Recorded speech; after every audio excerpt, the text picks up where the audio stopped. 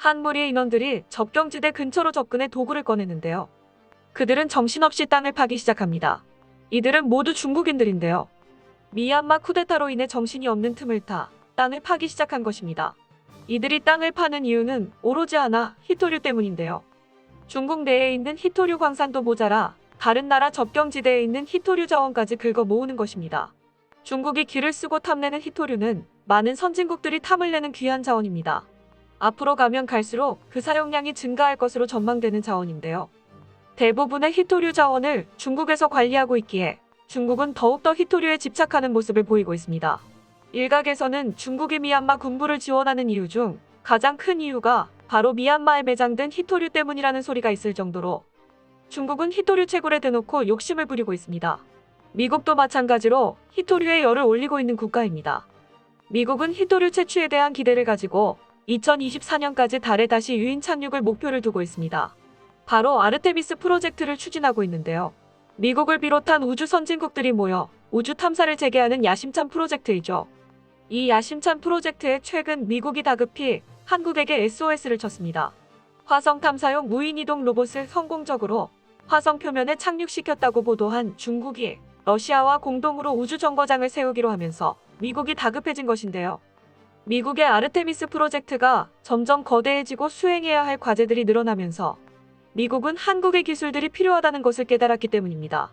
그래서 한국을 이 프로젝트에 끌어들일 목적으로 러브콜을 보내기 시작한 것이죠.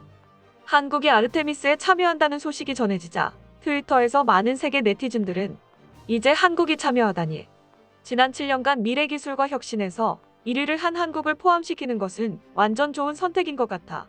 완전 빅뉴스. 한국의 기여가 어떨지 기대된다. 멋지다. 기술이 나날이 발전하고 있는데 한국과 미국 같은 기술 선진 국가들이 함께 시작하는 것은 좋은 예가 될 것이다. 이번 프로젝트에 기대할 만한 성과가 나올 것이 분명하다. 라며 한국의 참여 소식에 대해 굉장히 긍정적으로 반응을 보이고 있습니다. 사실 미국의 아르테미스 프로젝트가 성공하기 위해서는 반드시 한국에서 개발한 우주 인터넷 장비가 절실히 필요합니다. 그러나 원래 프로젝트에 참여했던 국가는 미국, 일본, 영국, 호주, 캐나다, 이탈리아, 룩셈부르크, 아랍에미리트 총 8곳으로 처음 계획에선 한국은 제외되었습니다. 나사에서는 한국의 탈락 사유에 대해서 언급하고 있지 않지만 일각에서는 한국의 탈락 사유가 미국 입장에서 한국은 프로젝트를 수행할 정도로 발전되지 않았다고 판단했다는 의견도 나오고 있습니다만 사실은 다릅니다. 마지막으로 추가된 룩셈부르크와 아랍에미리트는 한국보다 위성 관련 기술이 다소 떨어진다는 평가를 받고 있는 국가들입니다.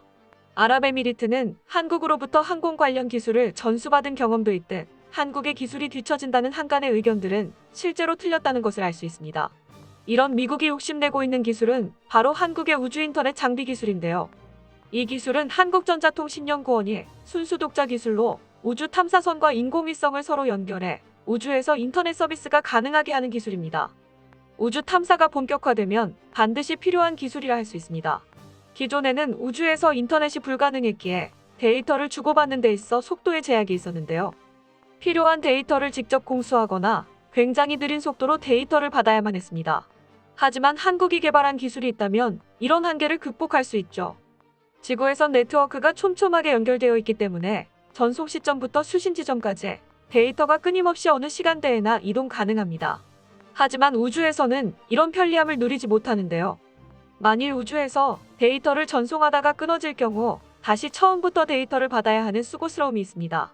더군다나 속도까지 느리다면 굉장히 비효율적으로 데이터를 수집할 수밖에 없는 상황입니다. 하지만 한국의 기술이 있다면 우주 인터넷 장비를 통해 데이터가 중간에 끊기더라도 이제까지 받았던 데이터를 그대로 저장 가능함과 동시에 이후 연결이 재개되면 끊긴 부분부터 데이터 전송이 가능해집니다. 미국에서 이 기술을 욕심내는 것은 어찌 보면 당연한 일이라 할 수 있는데요. 특히 아르테미스 프로젝트에서 중요한 위치를 차지하는 루나 게이트웨이에 이 기술을 적용한다면 우주에서 모은 데이터를 획기적인 속도로 전송이 가능해지다는 계산이 나옵니다. 미국에서도 지구와 우주의 데이터 송수신이 가능한 네트워크를 구축하는 것이 하나의 목표인데요. 만일 한국의 실험이 성공적으로 마무리된다면 이를 표준으로 삼아 한국이 전체 우주 네트워크 표준 기술이 될 수 있습니다. 이로 인해 얻을 부가적인 수입은 물론 상대적 이득도 클 전망인데요. 표준으로 달성된 장비는 웬만하면 바뀌지 않기에 한국에서 생산한 장비를 외국에서 구입해 사용해야 할 가능성이 높습니다. 또한 한국은 아르테미스 프로젝트와 별개로 2022년 한국에서 자체 개발한 달 궤도선 누리호의 엔진 최종 연소 시험을 성공시키고 이제 10월에 발사만을 앞두고 있습니다. 누리호 프로젝트는 달 주변의 낮은 궤도로 도는 탐사선을 띄워 1년 이상 달 주변의 대기와 지상을 관측하는 실험입니다. 그동안 달에 진출할 수 없어서 미국의 데이터를 이용해 관측할 수밖에 없었던 달을 한국이 직접 관찰할 수 있게 되는 셈입니다. 정확한 데이터를 얻게 된다면 이를 기반으로 달 자원 탐사도 가능해지는데요. 특히 한국 달 궤도선에 장착될 고해상도 카메라와 광시야 편광 카메라는 순수 한국 기술로 만든 장비라 기술 유출의 위험도 없습니다. 고해상도 카메라와 광시야 편광 카메라는 현재 한국이 보유한 장비가 세계 최고 수준이라 알려져 있는데요. 특히 광시야 편광 카메라를 통해 달 표면 편광 지도가 작성되면 세계 최초로 한국이 성공하는 영광을 누릴 수 있게 됩니다. 편광 지도를 이용하면 달에 많이 함유되어 있는 티타늄의 자원 분포를 확인할 수 있다고 하는데요. 그렇기에 누리호 프로젝트는 한국 입장에서도 중요하지만 여러 다른 국가들에게도 중요한 프로젝트라 할 수 있습니다. 별개의 프로젝트로 추진되던 누리호까지 아르테미스 프로젝트에 포함한다면 미국은 광범위한 달의 데이터를 얻을 수 있어 우주 경쟁에 앞설 수 있게 되는 셈입니다. 결국 2021년 미국에서 열린 한미정상회담에서 한국의 아르테미스 프로젝트 참여를 공식화했습니다.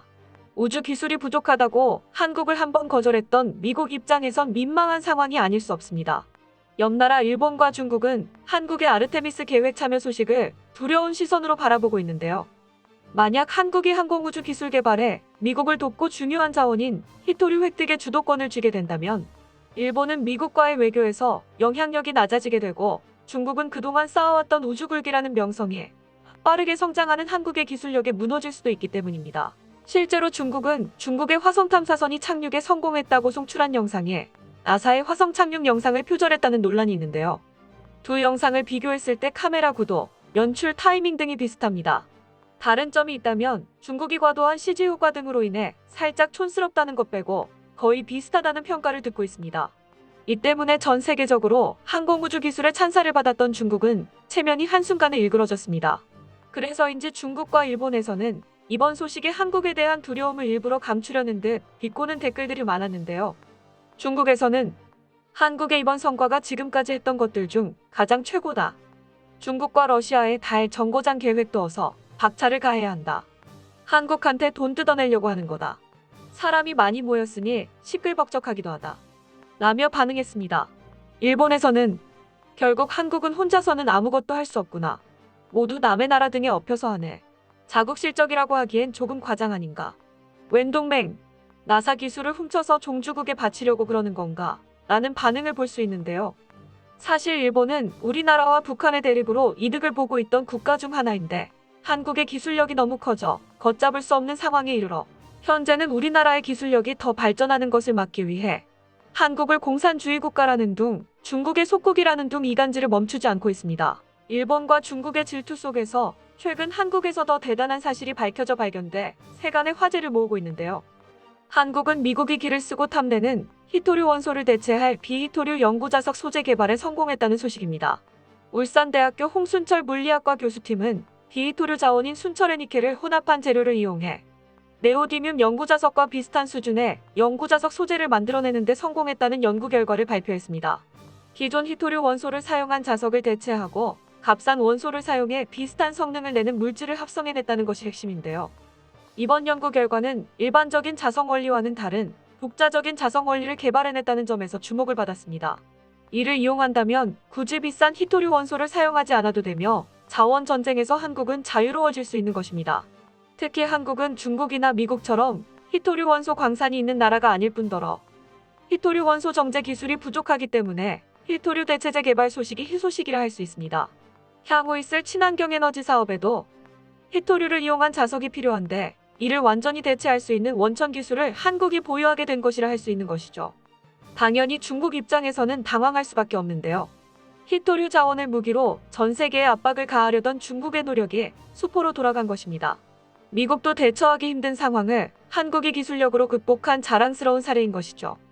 자원 전쟁으로 히토류를 찾는 데 혈안이 되어 있는 미국 정부 입장에서는 한국의 도움이 반드시 필요한 입장입니다.